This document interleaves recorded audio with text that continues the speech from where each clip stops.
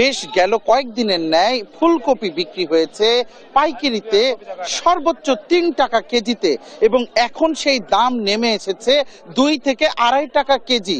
ফুলকপির মতোই একইভাবে মূলার কেজি ঠেকেছে ৩ টাকাতে।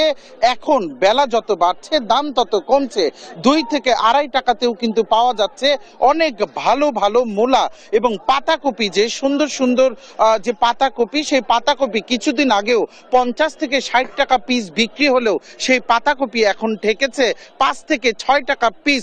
প্রতি পিস পাতাকপি কিন্তু এখন পাওয়া যাচ্ছে ৫ টাকা থেকে সর্বোচ্চ ৬ টাকাতে। একইভাবে কমেছে শীতকালীন অন্যান্য সবজির দামও। বেগুনের দাম এখন এই হাটে পাইকারিতে বিক্রি হচ্ছে ২০ টাকা এবং আলুর কেজি ঠেকেছে ৪০ টাকা কেজিতে। কৃষকদের একাংশ যেটি বলছেন যে এবারে শীতকালীন মৌসুমে তারা শুরুর দিকে সবজির দাম বেশ ভালো পেলেও এখন তারা যে দাম পাচ্ছেন এই দামে তাদের যে গাড়ি ভাড়া, সেই গাড়ি ভাড়াটিও কিন্তু তারা তুলতে পারছেন না। এখন কিন্তু গুনতে হচ্ছে লোকসান।